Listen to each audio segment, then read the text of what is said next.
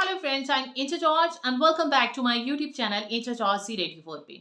आपने देखा होगा कि आजकल बहुत सारे लोग ऐसे हैं जिनको कि फीवर रेगुलर हो रहा है। वो 3 दिन से लेकर 2 हफ्ते तक हो रहा है। उसमें क्या हो रहा है, उनकी आंखों में दर्द हो रही है, बहुत ज़्यादा हेडेक हो रही है, बॉडी एक हो रही है और जॉइंट पेन हो रही है और उनका स्टमक अपसेट हो रहा है। अगर ये सारे साइन एंड सिम्टम हो रहे हैं तो आपको सिंपल एक आयुर्वेदिक नुस्खा बताऊंगे। लेकिन उससे पहले ये बताऊंगे कि आपको कंफर्म कैसे करना है कि आपको डेंगू फीवर है या नहीं है। उसके लिए आपको एक कंप्लीट ब्लड काउंट यानी कि एक खून की जांच करवानी है। उस जांच में आपको चेक करना है सबसे पहले कि आपका जो प्लेटलेट है वो 1.5 लाख से कम तो नहीं है।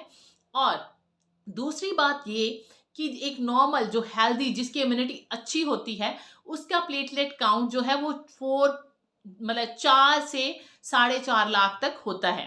और अगर डेंगू फीवर में ये 2 से 2.5 लाख तक कम होता ही है। और अगर आपका जो ये अगर आप एक हेल्दी इंसान हैं और आपकी इम्यूनिटी बहुत अच्छी है तो आपका जो लेवल है 2-2.5 लाख कम भी हो जाएगा तो आपको कोई फर्क नहीं पड़ेगा, यानी कि डेंगू नहीं होगा। लेकिन अगर आपको जो प्लेटलेट लेवल है वो 1.5 लाख से कम होता है और ये बहुत तेजी से 10-20 हज़ार तक रह जाता है तो इट मीन्स कि आपको वरिड होने की जरूरत है। दूसरी चीज, आपको जो ब्लड टेस्ट करवाया है यानी कि जो खून की जांच करवाई है उसमें HTC लेवल देखना है।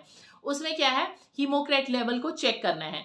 अगर आपका हीमोक्रेट लेवल जो है आपके HB से यानी कि हीमोग्लोबिन से 3 गुना ज्यादा हो जाता है तो इट मीन्स कि आपकी कंडीशन जो है वर्स है और आपको मेडिकल इमरजेंसीज की जरूरत है। और अगर आपको मेडिकल इमरजेंसीज की जरूरत है तो आपको जल्दी से जल्दी किसी हॉस्पिटल में जाना होगा और आपको जो है अपना इलाज करवाना होगा। वहां पर आपको प्लेटलेट जो है वो चढ़ाया जाएगा, यानी कि प्लेटलेट जो है वो ट्रांसफ्यूज किए जाएंगे और आपकी जो समस्या है उसका हल हो सकता है।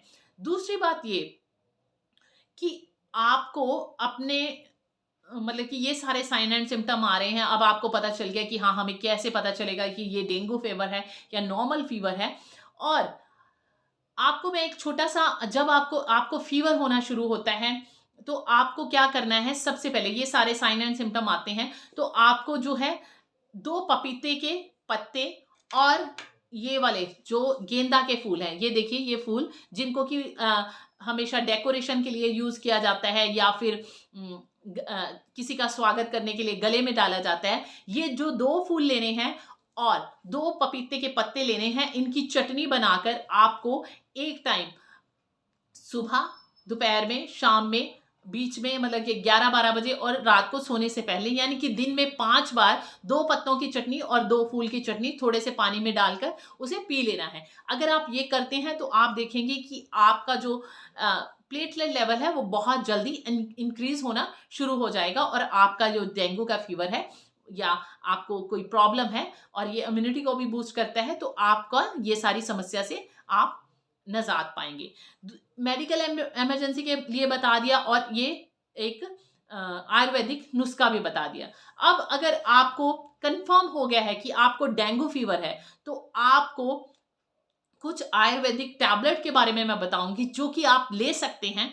उसमें सबसे पहली है स्वर्ण बसंत मालती। स्वर्ण बसंत मालती, इसको आप 1 गोली सुबह और 1 गोली शाम को अगर आप लेते हैं तो ये बहुत ही फायदेमंद होती है। दूसरा है कि परवार पंचा अमृत, जो कि 1 गोली सुबह और 2 गोली सुबह और 2 गोली शाम को लेनी है। और दूसरा है आरोग्य वर्धन वटी, इसको 1 गोली सुबह और 1 गोली शाम को लेनी है। यानी कि 3 टैबलेट लेनी है स्वर्ण बसंत मालती, एक सुबह एक शाम को, परवार पंचा अमृत 2 सुबह 2 शाम को, और आरोग्य वर्धन वटी, इसको सुबह और शाम को लेना है। जब आप ये सारी चीजों को लेते हैं तो आप देखेंगे कि आपका जो प्लेटलेट काउंट है वो बढ़ने लग गया है और आप बहुत ही जल्दी ठीक हो रहे हैं। अब थोड़ी सी प्रिकॉशंस बता देती हूँ इसके बारे में कि अगर आपको मतलब कि आपको क्या करना है कि आपको डेंगू ना हो। उस सबसे पहले ये है कि आपको अपने आसपास कहीं पर भी गंदगी नहीं रखनी है, गंदा पानी नहीं इकट्ठा होना चाहिए, क्योंकि डेंगू का जो मच्छर है वो गंदे पानी में पनपता है, मतलब खड़े हुए पानी में पनपता है जहां पर गंदगी होती है। दूसरी बात ये कि डेंगू का मच्छर जो है वो 2 फीट से ज्यादा ऊपर उठ नहीं सकता है। जब वो 2 फीट से ज्यादा ऊपर उड़ नहीं सकता है, फ्लाई नहीं कर सकता है, तो आपको अपने बच्चों को कवर करके रखना है। उन्हें पूरे मतलब कि कवर्ड कपड़े पहनाने हैं, यानी कि पजामा वगैरह पहनाना है, सॉक्स पहनानी है, ताकि उनको जो है डेंगू का मच्छर ना काटे। दूसरी बात यह है कि शॉर्ट्स वगैरह आप भी मत पहनिए, ताकि आप भी इन सब चीज़ों से बचे रहें। आपको गंदगी नहीं रखनी है।